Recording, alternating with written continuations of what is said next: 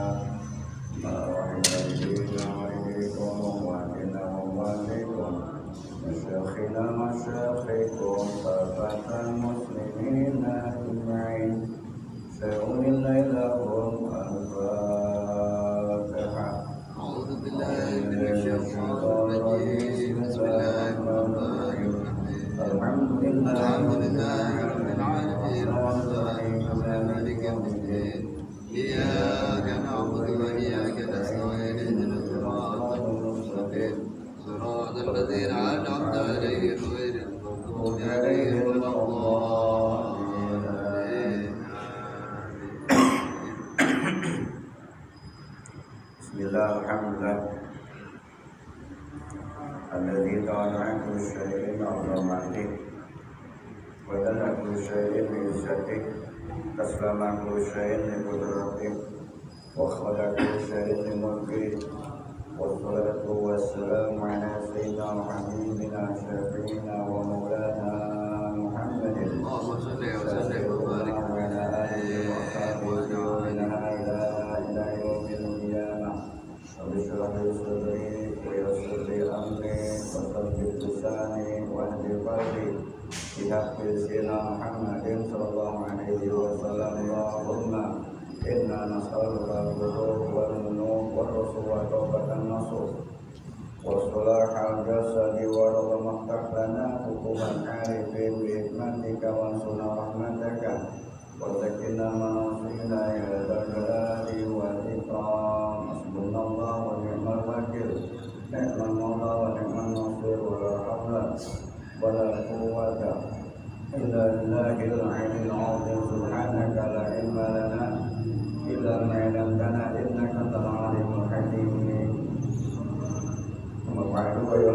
seluruh jamaah bahagia, para asatidzah, para guru, para hujat, bina pengurus Masjid Nur Amal yang berbahagia, khusus bersama kita hormati DKM Ketua DKM Masjid Nur Amal, yaitu Al-Qur'an Ustaz Bapak Haji Huririk, doakan supaya panjang umur, sehat walafiat, dunia berguna, hidupnya berkah dunia dan akhirat.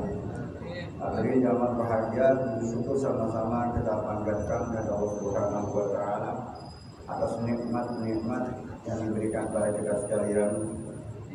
Nikmat panjang umur, iman wal Islam, sehat dan kesempatan, sehingga dengan nikmat-nikmat tersebut kita bisa berkumpul, bermujahadah, bersilaturahim jika dalam satu majelis ilmu. Mudah-mudahan hadir, bertemu dan berkumpulnya kita akan menjadikan salah satu sebab rahmat, maghfirah, barakah dari Allah Subhanahu wa Ta'ala. Salam dan salam semoga tercurah kepada kecinahan kita baginda Rasul kita Muhammad sallallahu alaihi wasallam, keluarga dan para sahabatnya.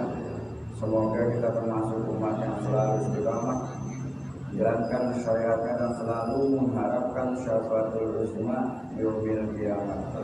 Amin amin ya rabbal alamin. Bismillahirrahmanirrahim. Qala sallallahu rahimahullahu ta'ala wa nafa'ana bihi wa bi barakatil umi wa bi kulli khairin amin.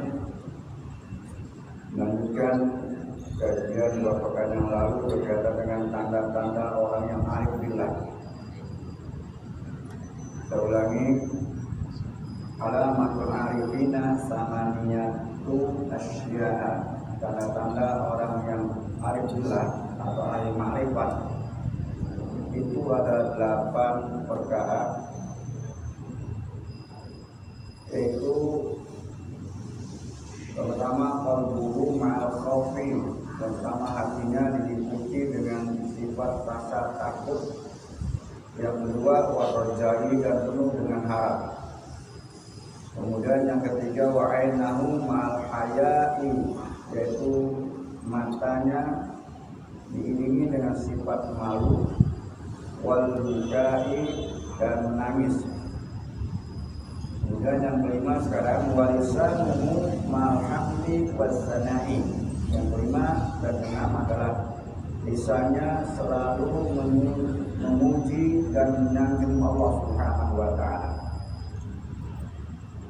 Di antara ciri-ciri yang dimaksud ini adalah lisannya selalu berzikir kepada Allah. Lagipun di sini redaksinya adalah memuji atau wasana, menyanjung. Biasanya memujinya apabila mendapatkan beberapa nikmat-nikmat Allah. Kalau kita lihat di dalam keterangan, kita boleh memuji, ya, baik kepada makhluk juga memuji kepada Allah.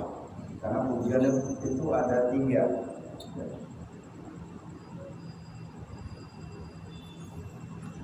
Ada pujian qadim ala qadim, qadim ala baqa, ada baqa ala baqa, ada baqa ala qadim. Ya, berkaitan dengan qadim ala baqa, misalnya pujian seorang hamba kepada Allah, memuji kepada Allah ketika mendapatkan berbagai macam nikmat, reaksinya adalah memuji, ya. As-sana, ini mah kata Nabi, alhamdulillah. Bila dia nikmatan faqala alhamdulillah. Jika diberikan nikmat, maka ucapkan kalimat alhamdulillah, ya. Karena alhamdulillah kata Nabi sallallahu alaihi wasallam, kalimat yang diucapkan itu bila kana khairun, itu lebih utama, lebih baik daripada apa yang dia terima. Karena ketika dia mengucapkan alhamdulillah, maka itu akan cepat mahfuzun indallah, dia tersimpan di sisi Allah, menjadikan amal ibadah. Sedangkan yang terima itu bentuk menjadikan amal ibadah. Contoh mendapatkan rezeki 1 juta, mengucapkan alhamdulillah. Dengan ucapan itu niscaya kalimat-kalimat itu mendapatkan pahala, karena merupakan bagian sunnah Nabi kita Muhammad SAW. Kaidah sunnah adalah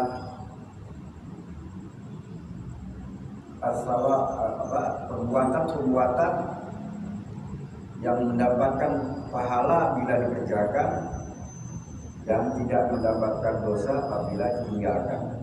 Ya, ini satu kaidah. Tapi ketika yang 1 juta itu belum tentu menjadikan pahala. Ya. Kalau dikeluarkan, dialokasikan pada tempat-tempat yang tidak diridhoi Allah, dia akan menjadikan investasi pahala.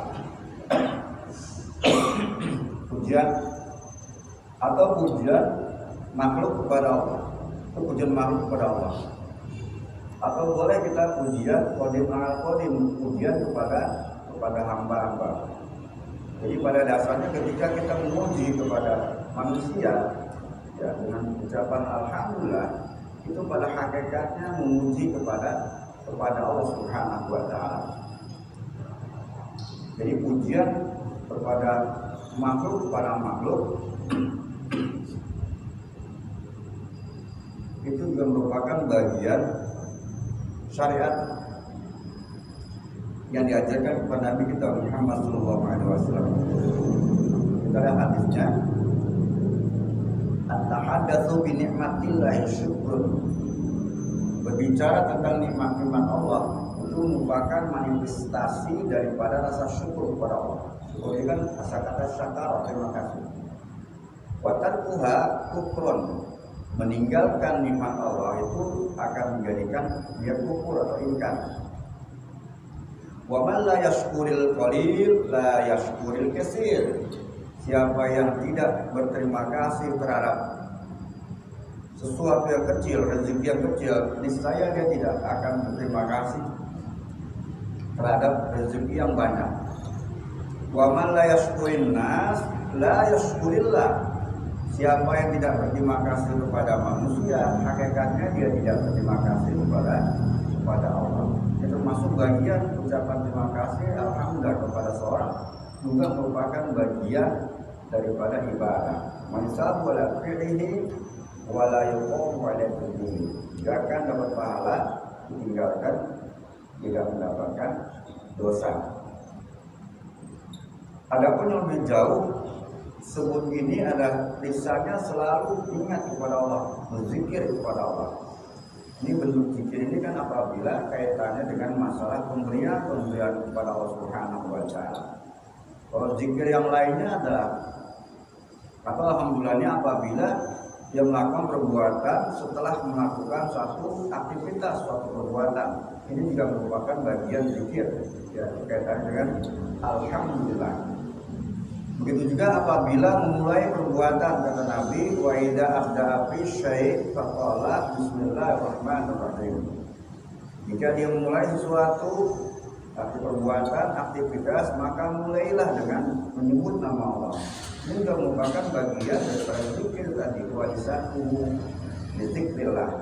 Lisannya selalu berzikir kepada Allah Subhanahu wa taala. Sebab dalam satu hadis Nabi Sallallahu Alaihi Wasallam, "Kullu amrin di balil la yudafihi Bismillahirrahmanirrahim wa huwa aqwa."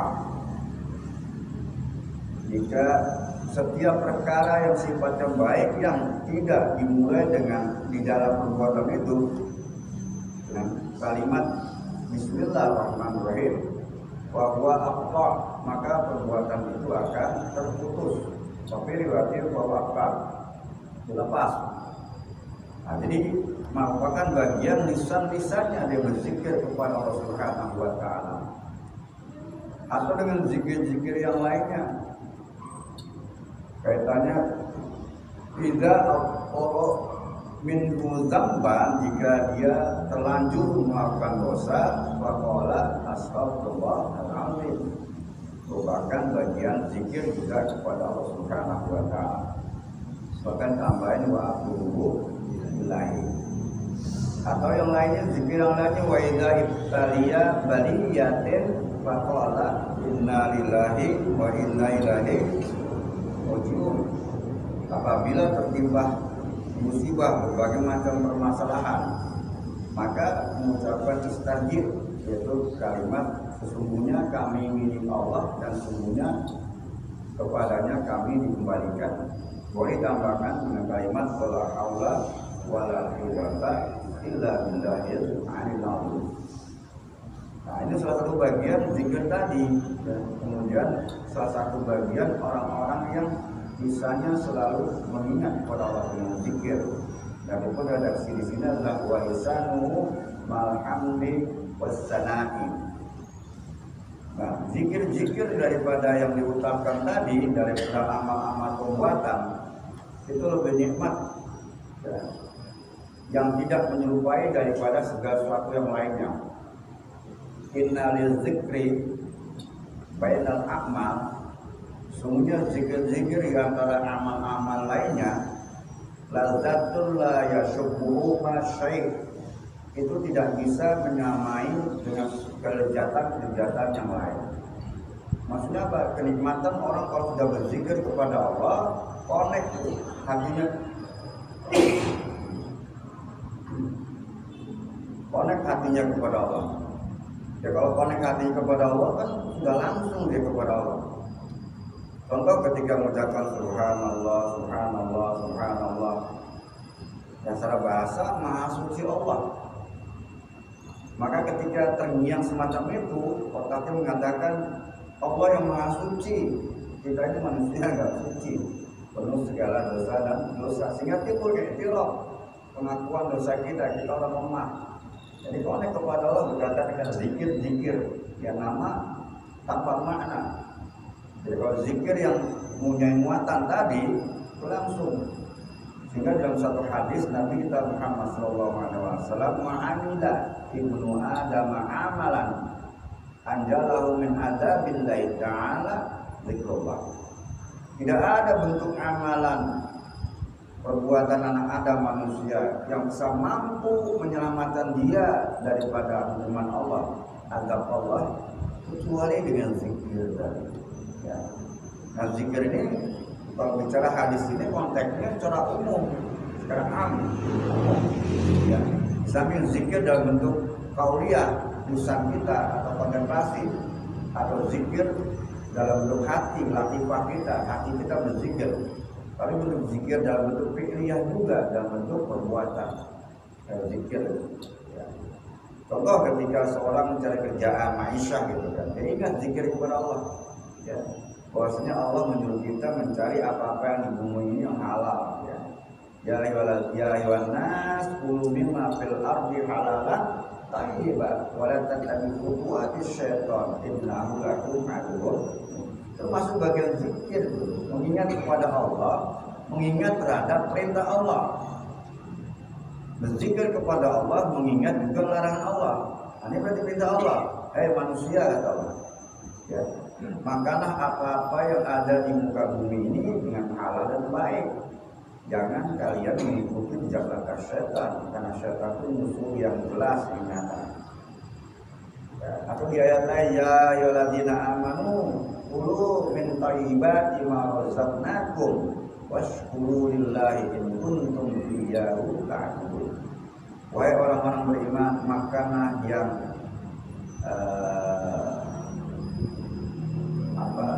baik-baik, yang baik-baik, rezeki yang kami berikan kepada kamu, dan bersyukurlah kepadanya jika kamu benar-benar mengabdi. Nah, orang yang zikir kepada Allah ingat semacam itu. Dan itu dalam bentuk perintah. Adapun dalam bentuk larangannya banyak sekali kaitannya masalah zikir tadi, makanan tadi, sifat-sifat to'am makanan, innama haramallahu innama harama alaikumul maitata waddama walahmal khinzir wa ma uhilla bihi li ghairillah. Sungguhnya Allah mengharapkan kamu al-maitata bangkai, waddama darah, walahmal khinzir daging babi, atau wa ma uhilla bihi li ghairillah, atau barang-barang yang disembelih, binatang yang disembelih tanpa dengan menyebut nama Allah. Faman yaqra darabin wala adin wala ithma alaih innallaha ghafurur rahim. Dan apabila dalam keadaan terpaksa dan tidak melampaui batas, maka tidak menjadikan dosa. Nah, mengingat zikir dalam bentuk itu bukan dilakukan dalam bentuk perbuatan. Nah, ini secara umum tadi, karena kalimatnya ada hakikat zikir, hakikatnya ketika dia connect langsung kepada Allah, maka ingat terhadap perintah Allah. Itu hakikat zikir. Nanti pun bentuknya macamnya adalah tadi, ya pokoknya latihan dengan apa? Dengan lisan kita. Ya, terbiasa kita tadi zikir dengan kalimat istighfar. Ya. Mengingat istighfar ini apa? Bacaan istighfar tadi itu mengingat kalau seandainya kita tadi asar ada dosa sampai maghrib, insya Allah istighfar tadi hancur kalau dosa-dosa kecil. Ya. Tapi ya cuma 3 kali istighfarnya ya. Jadi tambah lagi nanti kalau ada zikir lagi tambah lagi istighfarnya. Ya. Jadi diperbanyak. Itu tadi apabila dia terlanjur berbuat dosa maka minta ampun kepada Allah. Jadi intinya adalah walisanu malhamdi wasana'i. Dan tulisannya selalu diiringi dengan sifat-sifat memuji dan menyanjung kepada Allah. Yang intinya agar hatinya ini menjadi tenang selalu. Apapun yang diberikan kepada Allah pasti as-sana'u 'alal muhsin bi dzikri ihsanihi, memuji kepada al-muhsin, yaitu Allah yang Maha memberikan yang baik, bi dzikri ihsanihi, dengan menyebut kebaikan-kebaikannya adalah kata Nabi kalimatnya alhamdulillah. Tapi tujuannya supaya tadi hatinya tadi menjadi tenang. Alladzina amanu wa tatma'innu qulubuhum bi dzikrillah, ala bi dzikrillah tatma'innul qulub. Orang-orang yang beriman ya, wa tatma'innul qulubuhum, artinya ini dalam keadaan tenang. Ya. Dengan apa tenang? Dengan zikir kepada Allah Subhanahu wa taala. Maka sekali lagi ini yang kelima keenam ini adalah zikir. Tapi pun ini dalam bentuk lisan. Zikir bisa dalam bentuk khafi, tersembunyi hati kita, ya, selalu menyebut nama Allah Subhanahu wa taala. Kemudian yang ketujuh, atau sebelum yang bagian yang ketujuh mungkin ada yang mau ditanyakan seputar materi ini, karena ini masih bersambung yang minggu kemarin, 2 pekan yang lalu. Silakan.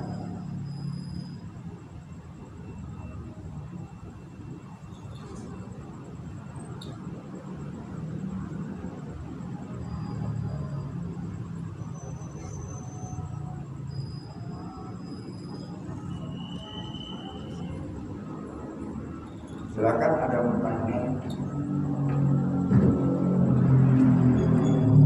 Silakan.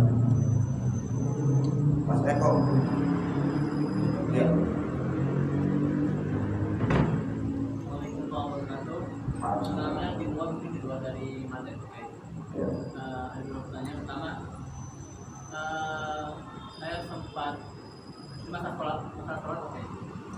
Sempat sholat di luar negeri di luar. Ketika datang di saat utama, salah satu syarat untuk kan membaca Al-Fatihah oke. Jadi cara rukun ya, rukun. Enggak bagus ya, ngasah gitu. Saya ngalamin kejadian ketika saya masuk itu, bacaannya menurut saya sih kurang serap gitu. Kayak misalnya Alhamdulillahirabbil alamin, Ar-Rahmanir-Rahim, wajib. Apakah yang asal kalau bukan, apakah saya mesti keluar dari barisan itu? Karena itu menjalankan sholat itu kan 2 kali yang tadi itu pertama, kedua, apakah saya mesti keluar dari jamaah itu atau saya tetap di jamaah itu? Nanti saya punya niat sendiri lagi atau gimana? Yang kedua, masalah duduk dan kedua sujud. Ketika kita selesai sujud duduk dan kedua sujud, yang pertama kita membaca doa berzikir buat amri dan seterusnya. Ketika yang kedua, apakah kita tumanina dulu atau kita langsung? Karena saya kemarin dengar dari Google YouTube ada seorang sedang ustaz dari luar, dan saya bukan dari Indonesia tapi ada dari luar itu malah tidak ada, Nabi itu tidak mengajarkan ketika bangun untuk ke rakaat kedua itu ada tumanina dulu, tapi tidak langsung. Jadi hal yang tersebut adalah bid'ah kalau misalnya kita melakukan tumanina dulu gitu. Kalaupun seandainya kita melakukan tumanina, apakah ada doa sama doa dengan sama doa di antara 2 sujud atau gimana? Yang terakhir adalah ketika sujud, oke.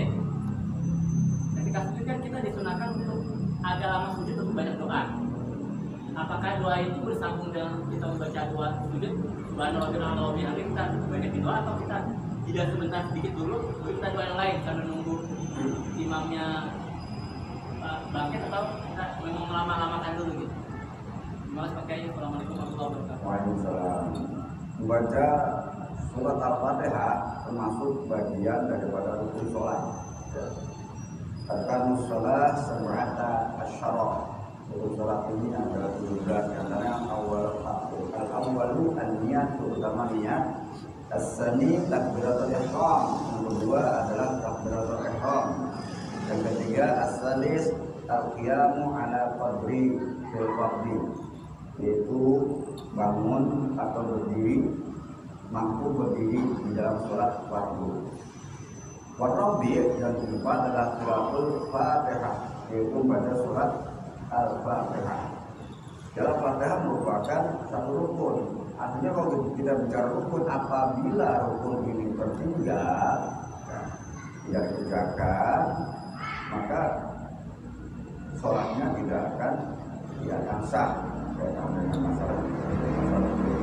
Kemudian juga bagaimana ya, termasuk bacaan tadi, bacaan tadi, kalau dia tertil, maka apalagi rusak bacanya, maka menghilangkan daripada rukun tadi, maka sholatnya tidak akan sah. Adapun terbiasa adat, kita kembalikan, karena adat kebiasaannya orang susah, tapi kalau masih bisa dipelajari, ya dipelajari. Kalau memang adatnya nggak bisa nggak terus. Ya, dulu saya punya tetangga orang Bantul, ada Bantul Jogja, ada. Itu pada kakaknya guru agama SD, ya karena biasa dari kampung enak, tapi adanya pas belajar sampai berbulan-bulan bisa berubah tuh, ya berubah. Kadang-kadang juga terlepasan Al-Fatihah ya terlepasan, tapi pelan-pelan bisa Al-Fatihah. Alamin juga gitu, pelan-pelan. Tapi emang di kampus semua begitu bacanya, ya. Kalau udah biasa gitu emang termasuk adat ya nggak bisa. Kalau nggak ada tetap bagi di sana sah gitu kan. Sama aja orang Cina kan, kalau nggak bisa ini, ya Islam yang ada di Cina kan gitu. Ya. Kalau nggak bisa satu huruf apa Cina nggak bisa? Apa?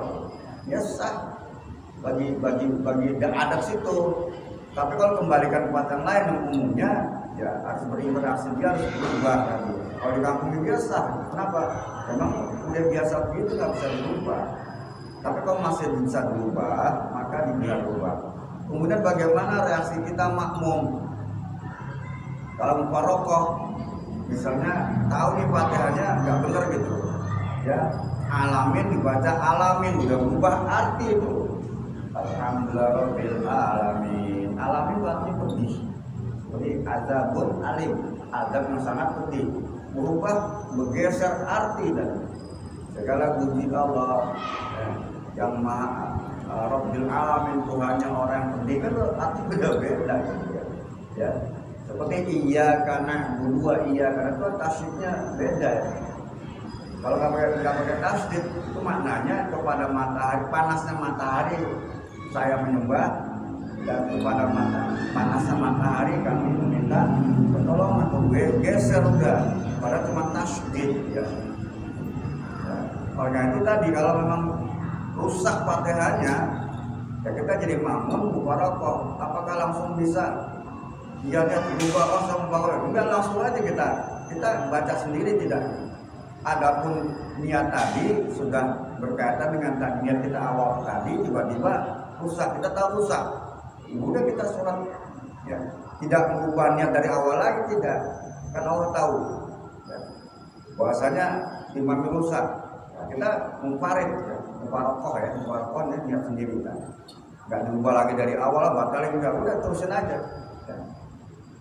Yang tahu kan Allah ya, jadi kita terpisah daripada kelompok yang lainnya tadi.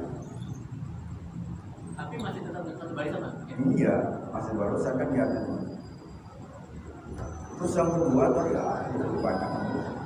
Yang kedua Tasyahud. Ya. Tasyahud awal. Duduk di dalam sholat ini ada 3, ada duduk istirahat, ada duduk ya iftiras, ada duduk tawarruk, ada juga tarobak. Tarobak nggak akan dipakai, tapi dibolehkan kadang-kadang pemirsa. Ya. Jadi kalau duduk istirahat itu duduk setelah kita tadi ya istirahat bagaimana sih? Ya ketika kita habis sujud tadi ya kan kedua tuh di sini ya. Ini rakaat berapa kedua tasyahud? Pertama kita duduk nih, pas tahu bangun sholat kedua kan. Oh gitu ya. Kita duduk lagi Iya. kita langsung. Ya duduk istirahat nggak apa-apa. Banyak kan ketika duduk istirahat itu baru naik ke atas. Ada doanya tuh pakai? Nggak ada. Namanya duduk istirahat, tapi nggak boleh ngopi, istirahat aja. Istirahat namanya. Ya.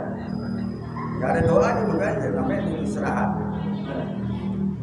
Adapun ini namanya surah yang kedua iftiras. Kalau iftiras itu duduk ketika tasyahud awal. Kalau tawarruk, nah tawarruk ini duduk ketika tasyahud akhir. Ada tarobak namanya. Kalau tarobak ini duduk biasa dari sila. Ya sila gini. Kalau dalam keadaan kondisi kaki sakit boleh nggak betul? Boleh. Kalau sakit ya nggak bisa ketemu boleh. Ya namanya tarobak. Maka tarobak ini kalau dalam keadaan kita jamaah Jumat itu kita duduknya tarobak. Ya. Jangan duduk melengkung begitu. Melengkung itu Nabi mengingatkan ini menjadi orang yang menjadi lago, ya lago. Ini apa ya? Sila ini tak tarobak. Duduk terakhir nggak bisa pokoknya begini, terus begini boleh nggak? Boleh kalau dalam keadaan masyarakat sudah sakit. Maka kalau Jumatnya duduknya kata Nabi baik gini, jangan begini. Nah, nggak boleh, namanya lago. Sebab kalau begini nih kosong, takut nanti buang air nggak ketahuan, buang angin gitu kan. Nabi nggak boleh. Ada 4 perbuatan makmum ketika Jumat ini yang menjadikan lago ini diantara begini. Ya. Ini artinya lago ini ya salah satu. Kemudian memainkan kerikil. Zaman Nabi dulu kerikil. Zaman sekarang nggak ada kerikil. Bentuknya HP pendek. Itu lago nanti bisa nggak dapat pahala itu kan. Kemudian 3 melangkahi jamaah. Nah langkah jamaah hadisnya melangkahi pundak. Kalau cuma segini aja nggak apa-apa. Nggak boleh pundak dilangkahi. Dilarang itu. Itu diantara sifat tadi. Jadi kan duduk tarobak ya. Tarobak ini dibolehkan. Maka duduknya dengan begini dan daripada begini. Boleh nggak duduk begini? Boleh. Tapi bukan dalam sholat Jumat ya. Ini termasuk suruh adab bahkan seperti itu. Nabi pernah dengan Ka'bah duduk semacam ini ya, untuk menghindarkan ngantuk di bawah Ka'bah gitu. Tapi bukan dalam keadaan khutbah Jumat kan, dalam keadaan menunggu sholat. Ya dulu dan pagi atau boleh supaya nggak ngantuk ini dilipat ya. Ini kalau soal panjang diikat gitu sambil begitu. Tujuannya apa? Supaya tidak membatalkan wudu. Sebab kalau tidur tanpa begitu, apalagi kalau tidurnya ini ganjal tidur gitu ya, pas bangun pokoknya khotib udah sholat gitu ya, sebelahnya sholat dia dalam keadaan batal itu karena tidurnya pulas lagi, apalagi habis makan pulas. Ini kalau nggak wudu lagi batal ya gitu ya. Tapi kalau duduk yang nggak batal ini itu supaya nanti kalau ada sesuatu yang ini ya, buat angin ketahuan. Nabi ketika itu duduknya begitu, jadi kalau duduk di luar itu duduknya begitu atau duduknya diikat ya. Kalau soal panjang diikat gini.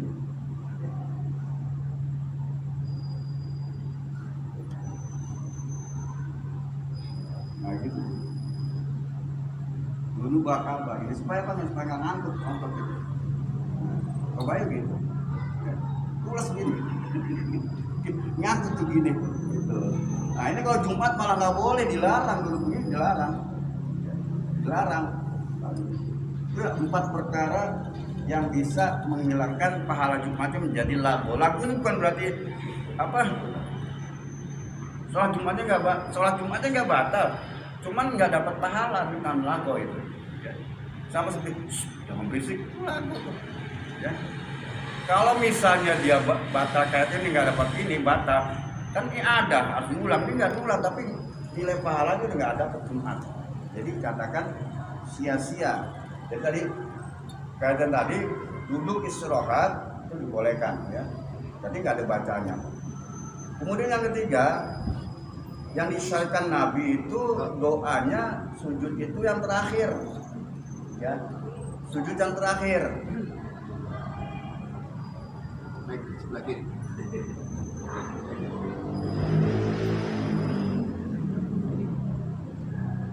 Sujud yang terakhir, karena hadisnya fasajidu yasjudu ala qadamil ta'ala. Ketika posisi kamu dalam keadaan sujud, maka hakikatnya kamu berada di kaki Allah, maksudnya berada di hadapan Allah. Wal yas'al wal yarghab, maka hendaknya kamu minta dan mengharap. Nah, syariatnya bagaimana? Kalau warid Nabi, arti warid Nabi, redaksi dari Nabi itu boleh dizaharkan. Jadi ketika kita baca subhana rabbiyal a'la atau subhana rabbiyal a'la wa bihamdi, ada dua hadis yang beda Pak ya. Jadi jangan jadi pada berantem gagal hadis beda ya. Kita biasa subhana rabbiyal a'la wa bihamdi kan. Tapi ada mengatakan, "Oh, enggak ada hadisnya." Ada di subhana rabbiyal a'la. Dua-duanya ada hadis.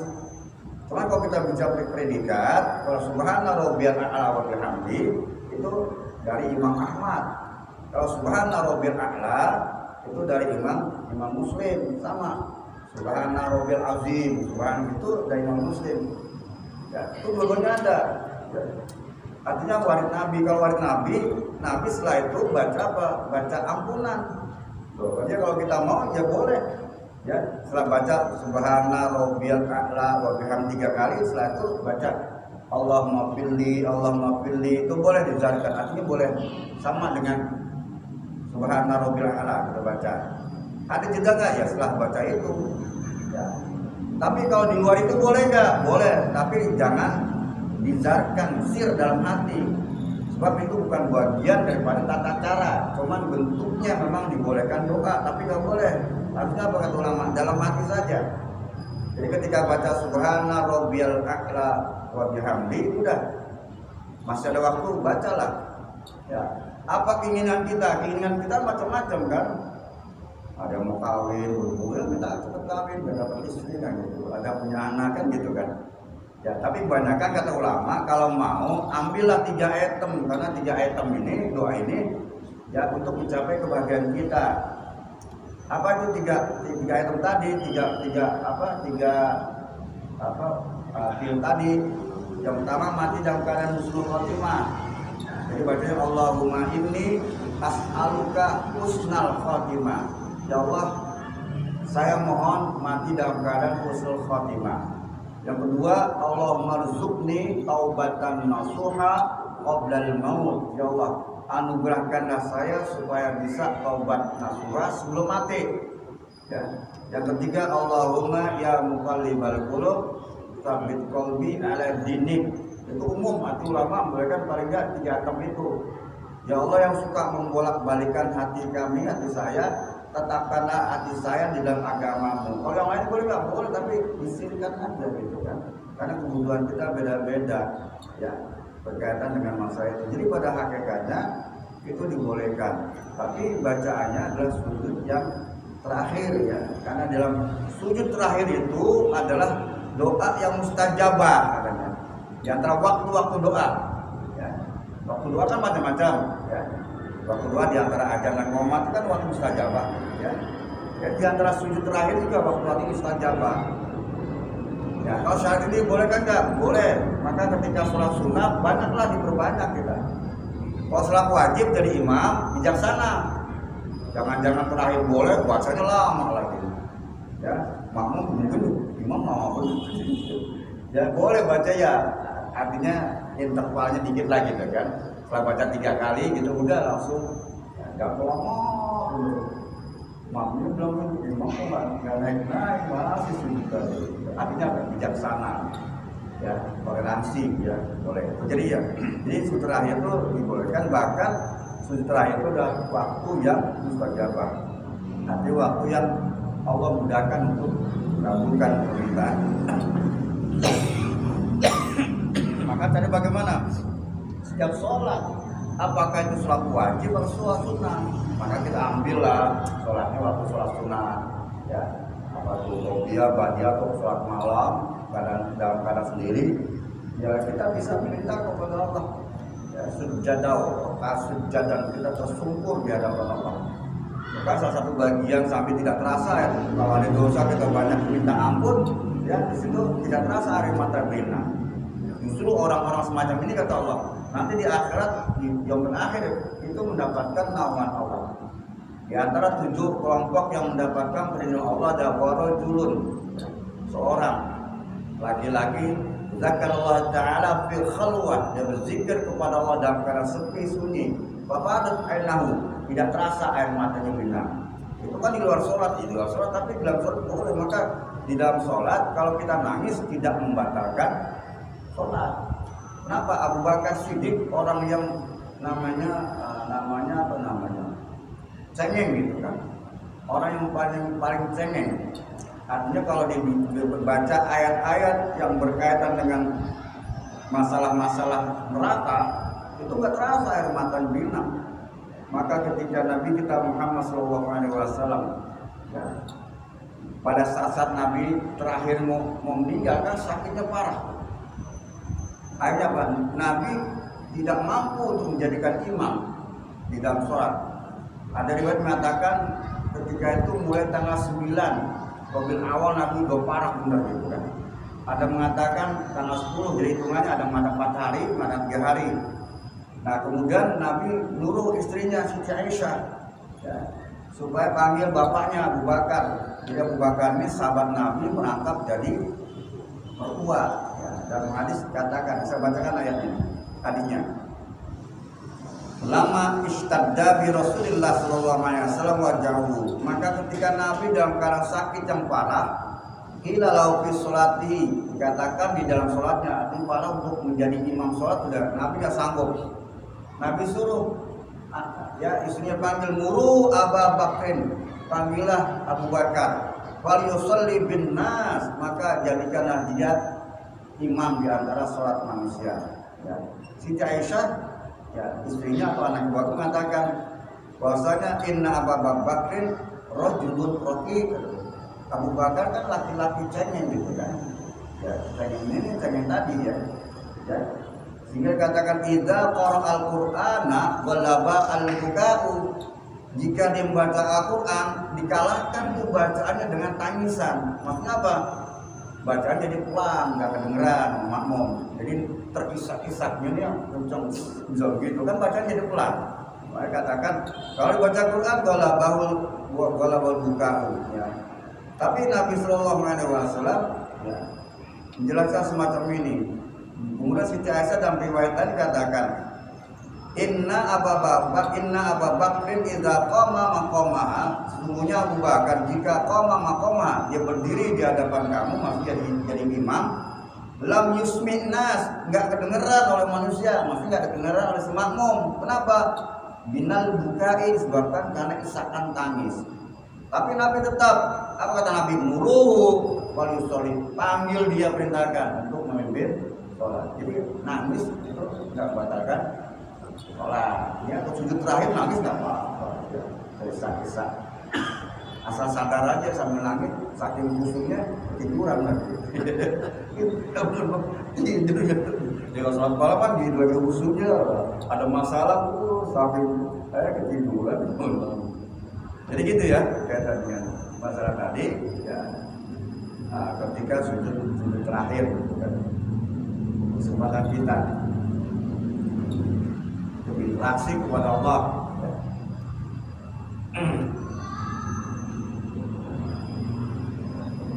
Kadang deh, lagi, iya, buat nanti. Kalau yang tadi lanjut saya lebih kaitan dengan zikir. Pada hakikatnya zikir ini kalau berjamaah setelah sholat, pada hakikatnya kita kan sudah terpisah dengan imam. seyapnya atau sebaiknya apakah kita bersama-sama dengan imam atau kita zikir sendiri. Ya. Yang pertama. Terus yang kedua, kalau kita zikir sendiri, kita ada tetap di sop situ atau kita pindah mundur langsung ke belakang? Mana yang lebih utama atau mana yang lebih baik? Terima kasih. Iya. As-sunnatu ba'da sholawatul maktuba. Sunnah-sunnah setelah melakukan sholat waktu adalah zikrullah, zikir kepada Allah. Nabi mensyariatkan zikir yang pertama istighfar, serasa marrah, ya. Istighfar 3 kali. Istighfar apa aja minimal astagfirullah, istighfar, kemudian baca dan sebagainya. Dan setiap ini ulama mengumpulkan nih Pak, dikumpulkan nih, makanya berbeda antara zikir Masjidul Amal dengan di sana berbeda gitu kan. Istighfarnya berbeda, ada yang astagfirullahaladzim, ada lagi misalnya astagfirullahaladzim li walidayya wal ashabil alayya ya muslimin muslimat wal mu'minat ada zikir di sana astagfirullahaladzim waladillah, itu berbeda tapi sifatnya adalah zikir. Nah kalau kita terbiasa udah waris semacam itu, biasakanlah dawam ini lebih baik pertama kita ikuti biar sama seragam, kecuali kita ada keperluan, artinya buru gitu kan, lebih utama. Tapi kalau misalnya kita punya membiasakan dalam zikir lain nggak apa-apa, ya saya udah biasa dari dulu ini ya udah. Ya. Kalau kita bisa konsentrasi di situ lebih baik di situ gitu kan. Kecuali kalau nggak bisa konsentrasi kan kadang-kadang berbeda, kalau zikir beda kadang-kadang juga ini juga kita time juga kan, boleh kita menyepi jauh gitu kan. Yang penting zikir kepada Allah. Jadi artinya muji. Kenapa sih demikian? Emang boleh kaitannya dengan zikir itu kan disuruhnya zikir itu kalau kita Nabi kan katanya zikir masing-masing kan, zikir sendiri. Ini kalimatnya adalah satu kaum, ya. Satu kaum itu berarti kan kelompok, ya. Kelompok, nanti kelompok ini satu kaum ini lebih daripada satu kaitannya dengan macam itu. Ya. Kita lihat hadisnya berkaitan dengan zikir. Ya.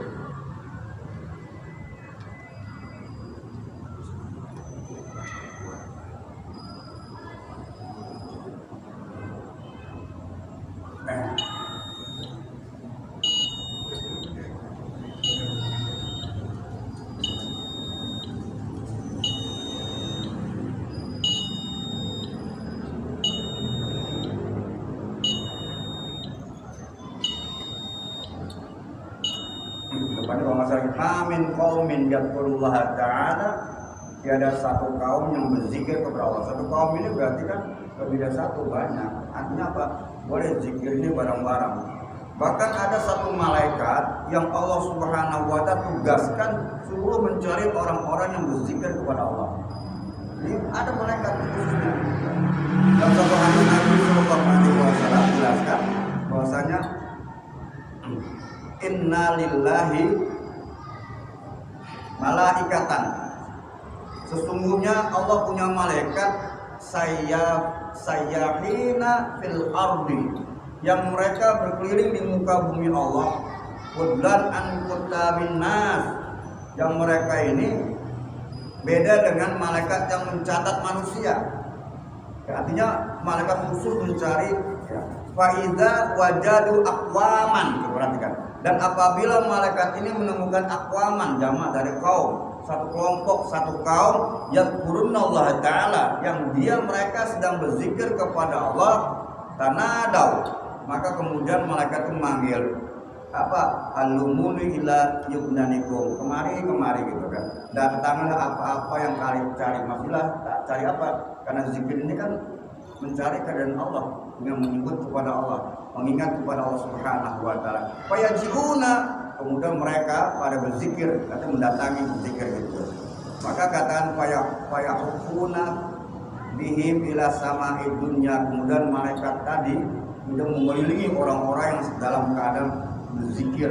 Sampai kapan? Ya sampai mereka selesai. Kemudian dikatakan ila sama'id dunya, sampai ke langit dunia. Langit dunia itu maksudnya langit yang pertama, langit dunia. Jadi ada khusus malaikat yang mencari orang-orang yang berzikir. Oh di sana ada zikir. Pas di belakang ada zikir, kok zikir lain. Kenapa? Ada dangdut, beda zikirnya. Gitu. Jadi dicari tuh malaikat khusus tuh. Maka mereka menaungi orang-orang berzikir. Dan ini tugasnya malaikat, tidak sebutkan malaikatnya, tapi katakan malaikatan sayyafina. Ya, mereka mencari orang-orang yang sedang berzikir. Nah, jadi pada dasarnya kalimat tadi mana yang lebih utama? Nah, kalau utama kalau memang biasa kita namanya mudawamah itu ya ikutin aja itu. Karena itu kan merupakan kumpulan-kumpulan. Jadi zikir yang kita baca ini sebenarnya ulama yang mengumpulkan. Ya. Makanya berbeda zikir-zikirnya gitu kan. Ya. Nah, kemudian kalau misalnya kita punya zikir lain yang nggak biasa, ya boleh bisa nggak apa-apa. Ya biasa kan ada tergantung kita. Kadang-kadang imamnya kalau lagi mood bacanya zikirnya lengkap, kalau lagi nggak mood potong-potong. Saya maksudnya gitu kan. Ya, kan saya gitu kan. Ya, kita kalau lagi baca Allahumma tassalam warahmatullahi wabarakatuh ya misalnya gitu. Ya, na'udzubillahi minasyaitonir rajim kan harus begitu kan? Karena baca itu kenapa katanya baca ayat kursi ya itu kan ada keterangan dari Nabi. Baca qul 3 kali. Tapi kalau ada pengajian subuh kita potong aja itu kan. Kita potong kenapa kalau kita lagi dalam keadaan normal ya baca semuanya. Kalau nggak normal ada pengajian subuh nih misalnya kan. Pengajian subuh ya kita potong lah gitu. Potong yang penting langsung aja subhanallah gitu kan. Nah, itu boleh, tapi kalau nggak biasa lengkap nggak apa-apa. Semua baca lengkap. Kenapa? Semua itu ada keterangan, cuman penyusunannya itu beda-beda ya. Maka dalam kitab-kitab fikih itu berbeda. Ketika kita bicara as-sunnah tuh ba'da sholatul fardhi itu beda-beda. Tapi kalau pertama pasti istighfar. Cuman istighfar itu pasti cuma baca apa? Istighfar setelah samarrah. Bacalah istighfar cuma 3 kali kan. Gitu. Makanya ada orang baca istighfar aja. Habis sholat, baca sendiri nggak mau rame-rame. Sallallahu udah baca udah langsung. Diri langsung pulang. Kadang-kadang nggak doa itu. Kenapa? Udah cukup. Udah cukup. Dia benar nggak baca. Coba bapak perhatiin deh. Ya, dia nggak pernah doa. Habis zikir-zikir udah langsung. Sholat sunnah kadang sholat sunnah di rumah. Bukan nggak sholat sunnah pak, sholat sunnahnya di rumah. Sama kayak sholat Jumat. Tapi kalau sholat Jumat sunnahnya di rumah. Kita kalau sholat Jumat sunnahnya di rumah kan udah lupa. Kalau jalan situ, teman ngobrol-ngobrol di lupa lagi. Ya kalau mau saklek gitu sholat sunnah di rumah. Gitu. Sama kalau kita mau saklek pak, ya coba subuh. Setelah kita sholat fajar, ya sholat 2 rakaat tuh, Nabi kan miring juga tiduran. Ya. Tadi merupakan kenapa? Karena Nabi malam sholat malam belum apa lelah gitu. Sebentar nunggu komat kan gitu kan. Coba kalau kita ikutin hadis itu, habis sholat semua miring semua begitu. Kan gitu sebenarnya. Coba aja baca kan. Ya. Ketika Nabi setelah melakukan sholat fajar tadi, sholat sunnah tadi, Nabi memiringkan wajah. Tujuannya pemiringan tadi ya karena malam sholat yang mulai Nabi itu kan beda dengan kita lama. Kaki saling pulang itu menghilangkan lelah. Kemudian Nabi Sallallahu Alaihi Wasallam ya, beliau kemudian tidur telentang sedikit ya, telentang sedikit baru dia sholat apa? Sholat subuh. Nah kalau kita mengikuti hadis itu semuanya ngikutin, udah ramai kayak ikan gitu. Jadi itu ada keterangan berkaitan dengan masalah-masalah semacam itu ya.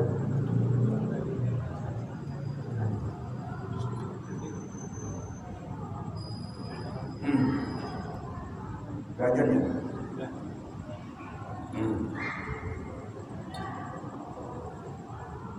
Kayaknya hadisnya dari sini itu pernah baca.